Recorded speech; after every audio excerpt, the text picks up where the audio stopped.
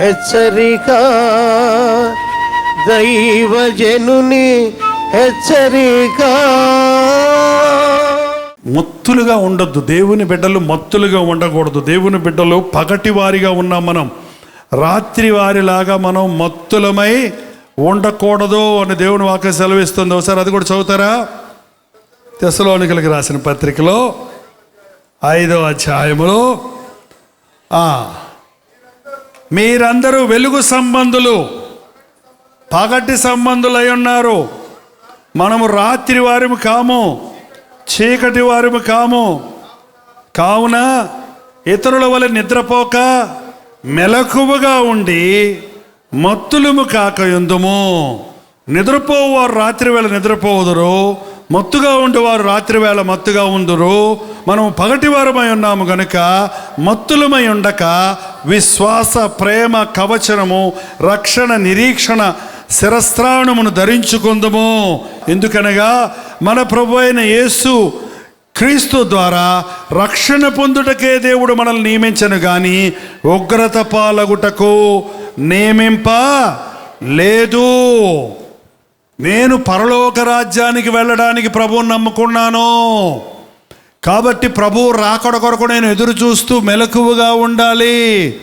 ఆయన దొంగ వచ్చినట్టు వస్తానన్నాడు. అర్ధరాత్రి వస్తాడో, తెల్లవారుజాము వస్తాడో, ఇవాళ వస్తాడో, రేపు వస్తాడో ఎవరికి తెలియదు కనుక ఆయన రాకడ కొరకు మనం సిద్ధపడి ఉండాలి. బుద్ధి లేని కన్యకలు ఇంకా ఆలస్యం అయ్యాళ్లే అని నిద్రపోతున్నారు. బుద్ధిగలు అన్నవాళ్ళు కూడా నిద్రపోతున్నారు. కానీ అర్ధరాత్రి వేళ, మళ్ళీ 25వ అధ్యాయంలో రండి ముగించుకుందాం. అర్ధరాత్రి వేళ ఇదిగో పెళ్లి కుమారుడు, అతన్ని ఎదుర్కొని రండి అని కేక వినబడింది.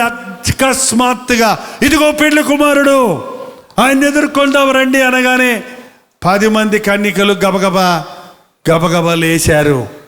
వాళ్ళ దివిటీలు ఆరిపోయినాయి. నూనె ఉన్న వాళ్ళు దివిటీలు వెలిగించుకున్నారు. మిగిలిన వాళ్ళ దివిటీలు నూనె లేదు.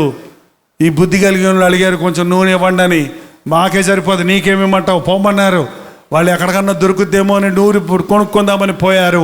ఈ లోపల పెళ్లి కుమారుడు, యూదుల సాంప్రదాయ ప్రకారం ఆ రోజుల్లో పెళ్లి కుమార్తె ఇంటి వారు సిద్ధంగా ఉంటారు. పెళ్లి కుమారుడు రాగానే విందుకు లోపలికి వెళ్ళిపోతారు, వెంటనే తలుపేసేస్తారు. అది యేసు ప్రభు ఉపమానంగా చెప్పాడు. యేసు ప్రభు వచ్చేసిన తర్వాత ఆ తర్వాత చాలామంది ఏడుస్తారు. ఆ తర్వాత బుద్ధి లేని కన్యకలు వెళ్ళారు, తలుపు తట్టారట. తలుపు తడితే ఏం చెప్పారు చూడండి. అయ్యా మాకు తలుపు తీయమని అడగగా, నేను మిమ్మల్ని ఎరుగనని మీతో నిశ్చయముగా చెప్పుచున్నాను. అయ్యా గెట్ టుగెదర్కి వచ్చామయ్యా, అయ్యా కలవర దర్శనం కార్యక్రమం చూసామయ్యా, అయ్యా కడపలో మేము చర్చికి వెళ్ళామయ్యా, మా పాస్టర్ గారిని అడగండి అయ్యా. మీరేం చెప్పిన ప్రభు ఏమంటాడట, నాకు తెలియదు మీరెవరో, నాకు తెలియదు మీరెవరో. నేను పిలిచినప్పుడు మీరు పలకలేదు, నేను వచ్చినప్పుడు మీరు ఎదుర్కొనలేదు, మీ ఇష్టానుసారంగా జీవించారు. అయ్యా నీ నామంలో మేము దెయ్యాలను కొట్టలేదా, నీ నామంలో మేము ప్రవచించలేదా? అలాంటి పాస్టర్లు చెప్తారంట. అంటే మీరెవరో నాకు తెలియదు, అక్రమము చేయువారులారా, మీ ఇష్టానుసారంగా సేవ చేసుకున్నారు కానీ నా చిత్తానుసారంగా చేయలేదు. సేవ చేయటం గొప్ప కాదండి. వాళ్ళు చాలామంది సేవ చేస్తామంటున్నారు. నీ ఇష్టానుసారంగా సేవ చేయటం కాదు, దేవుని చిత్తానుసారంగా సేవ చేయాలి. డబ్బుల కోసం సేవ చేస్తున్నారు చాలామంది, గొప్పల కోసం సేవ చేస్తున్నారు చాలామంది.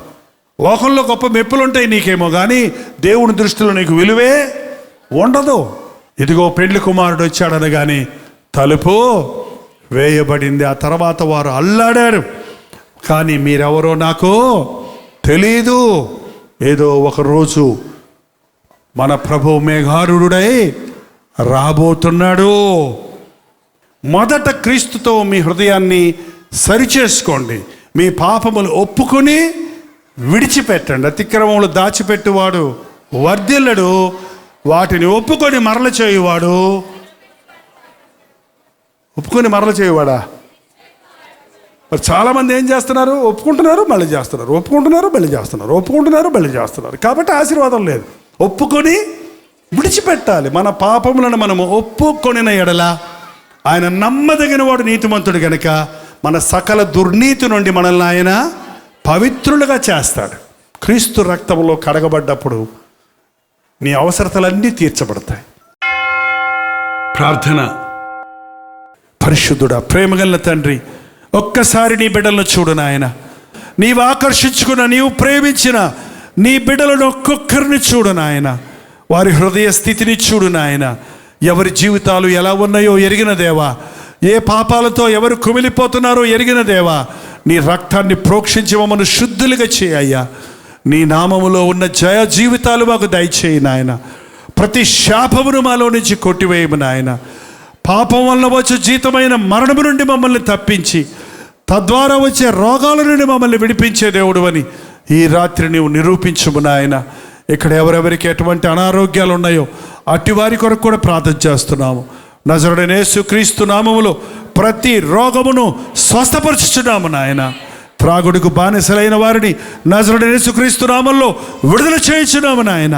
ఇక నేను తాగను, నా శరీరాన్ని దేవాలయంగా కాపాడుకుంటానని ఒక నిబంధనతో వెళ్ళడానికి సహాయం చేయము. ఎవరిని నరకానికి పోనివద్దు నాయన. వీరి పేర్లు నీ జీవగ్రంథంలో రాసుకో తండ్రి. నాయన, నీ వచ్చినప్పుడు నిన్ను సంతోషముతో ఎదుర్కొనే గుంపులో మమ్మల్ని ఉంచయ్యా. నీ వచ్చినప్పుడు రొమ్ము కొట్టుకొని ఏడ్చేవారితో మేము ఉండకుండా సహాయం చేయి తండ్రి. ఈ రాత్రి నీ కృపలను మా మీద కుమ్మరించుము. ప్రతి ఒక్కరి అవసరత తీర్చు నాయన. ప్రార్థన విన్నావని, ప్రార్థనలకు జవాబులు ఇచ్చావని విశ్వాసముతో మేము వెళుచుండగా అద్భుతాలను మా జీవితాల్లో జరిగించుమని యేసు క్రీస్తు నామములో అడుగుచున్నాము తండ్రి. మన తండ్రి అయిన దేవుని యొక్క ప్రేమయు, కుమారుడైన క్రీస్తు యొక్క కృపయు, ఆదరణకర్త అయిన పరిశుద్ధాత్మ యొక్క సహవాసమును కూడి వచ్చిన మనందరికీ ఇప్పుడును సదాకాలమును తోడై ఉండనుగాక. ఆమేన్, ఆమేన్, ఆమేన్.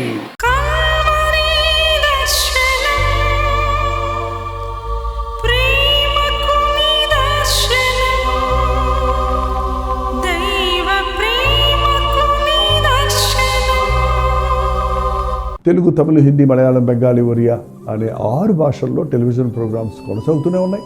భారభరితమైన పరిచయంలో మీరు సహకరించాలని ఆశిస్తే, ప్రభువును ప్రేరేపిస్తే మీ విరాళాలు, కానుకలు డాక్టర్ జై ఫౌండేషన్స్ అనే ట్రస్ట్ నెంబర్కి మీరు పంపించవచ్చు. అవి నేరుగా టీవీ ఛానల్స్కి వెళ్తే అందులో ఏది మేము మా సొంత ఖర్చుల కొరకు ముట్టుకోవటం లేదు, వేరే పరిచయ కొరకు ముట్టుకోవటం లేదు. టెలివిజన్ పరిచయలో ఇంకా సువార్త అనేది వారికి అది అందించాలని ఆశతో ఒక 20 సంవత్సరాలుగా కొనసాగుతున్న పరిచయం కొరకు ప్రార్థించండి, మీ సహకారాన్ని అందించండి. ఈ విషయం మీకు ఇంకా వివరాలు కావాలంటే 89393939 అనే నెంబర్కి మార్నింగ్ 10 నుంచి ఈవినింగ్ 10 లోపల మీరు ఫోన్ చేయండి. వివరాలు గురించి తెలియజేయండి.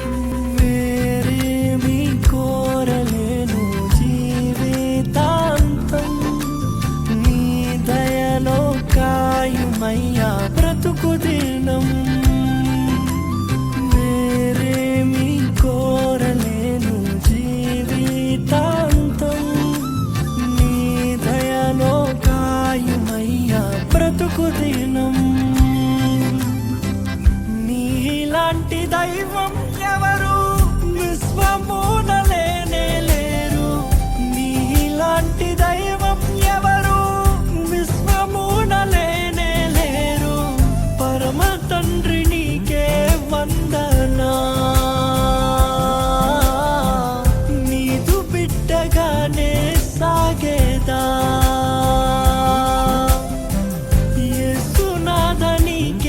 వందనా, జీవితాంతం నీకై బ్రతికేదా.